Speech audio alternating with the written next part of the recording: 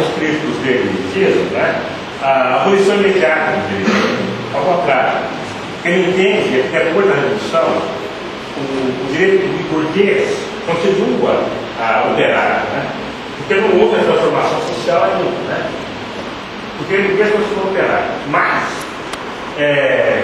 não é o mesmo direito burguês da época da burguesia. Por quê? Porque há uma ditadura do proletariado e há um processo de transformação social, de enfraquecimento da forma da mercadoria. Então é um direito burguês, que é todo direito burguês, mas que sofre a interferência política do Estado proletário. Então é um direito burguês limitado, é um direito burguês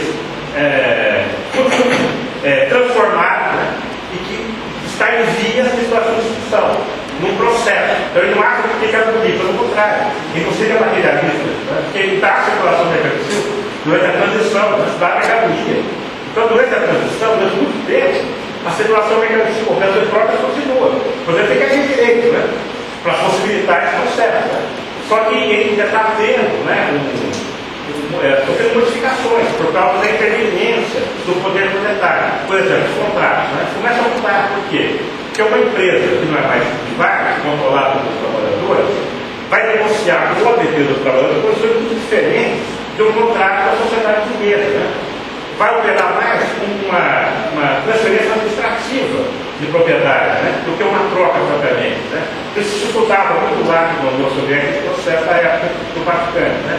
Então, são modificações parciais, porque a natureza política da troca não se altera completamente. Mas há uma mudança já, né, apontando para a possibilidade de superação da forma de vida. Quanto a outra questão, eu creio que não, porque a individualidade não tem que se expressar necessariamente pelo conflito, né, de objetivos. O que é perseguido é o mesmo objetivo penal. Por exemplo, no capitalismo, a classe trabalhadora, né, tem como objetivo, seja ela consciente ou não disso, ao passar do objetivo, ter uma situação do trabalho. Né? Os capitalistas querem modificar o processo de extração da mais-valia.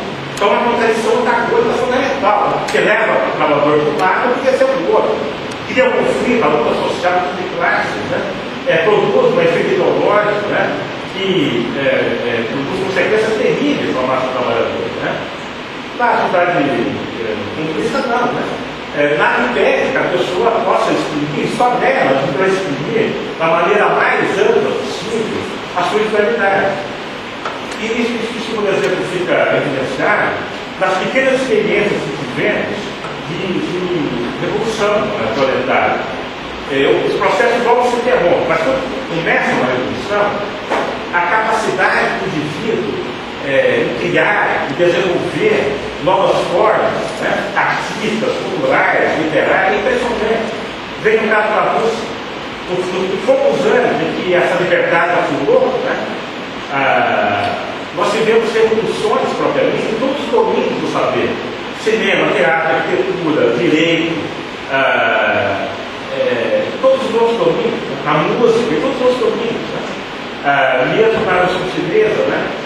Nós tivemos uma grande possibilidade, né, de expressão da cultura, do saber, né, por causa dessa abertura, dessa fresta, né, que se abre para uma sociedade livre dos limites do capital. Né? Eu diria que são pequenas frestas para uma liberdade que nós só suspeitamos que existe, que é a liberdade comunista. Nós suspeitamos, mas não vivemos. O debate se cita muita coisa. Então, antes de eu fazer a segunda pergunta, eu vou fazer uma primeira que é simplesmente cronológica. De quando é exatamente a teoria geral do direito marxismo? E quando, pela primeira vez, o Pachucanes formula uma teoria marxista do direito que atrela a forma jurídica à forma mercantil? De que ano é isso? Essa é a primeira pergunta. Aí se eu me responder, eu posso citar. O Pachucanes, no trabalho, a teoria geral do direito marxista é de 24, a primeira edição. Mas antes, em 22 ou 23, ele já escreve 2 pequenos trabalhos. Um trabalho sobre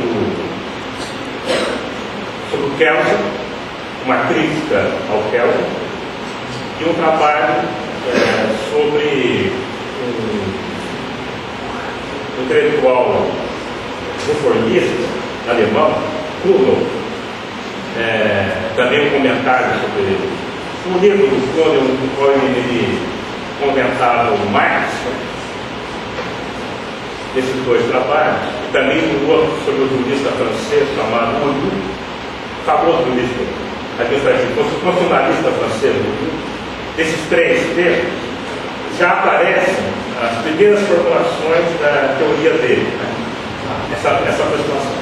Em 24, então, é que surge essa obra principal, que a teoria está plenamente expressa.